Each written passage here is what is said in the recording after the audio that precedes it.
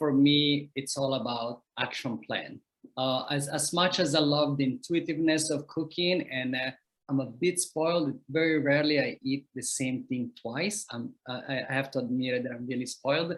I really have to tackle an action plan for my week, for my family. I know the protein that they want, and then being at the farmer's market or being at the grocery store, I really have to have a full belly that allows me to think consciously about what I have to shop, instead of going with an empty belly and I'm buying things that I don't really need, and having like a real tactile action plan on what I'm going to purchase. Now, the reality also for myself, there is an element of a budget as well. So myself and my kids, we have to look into a budget and being able to determine if we spend an X amount of $1 for the month for a grocery store, we have to ensure that everything that we buy can be dried legumes, starches, and so forth. And then we buy a lot of fresh things, maybe like 2 or 3 times a week. I love fresh ingredients, but times it becomes very difficult during the season as well. So it really requires a lot of effort into it. But my family, we made a choice that food is a priority to us.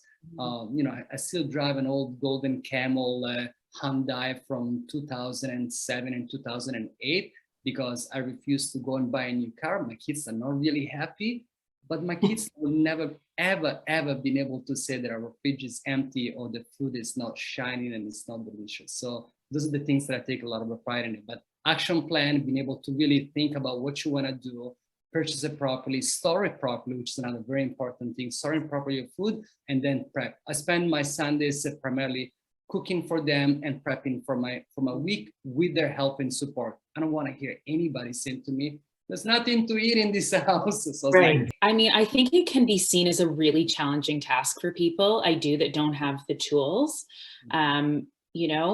Even like the smallest things, the prepping, that really, I always encourage, my clients that it just takes 1 hour. Seriously, if you invest 1 hour into yourself on a Sunday, or, depending on what your work schedule is like on a down day for you, the whole rest of the week will be so much easier to you. So I guess I try and baby step people and kind of give them some evidence that this is really a good use of your time.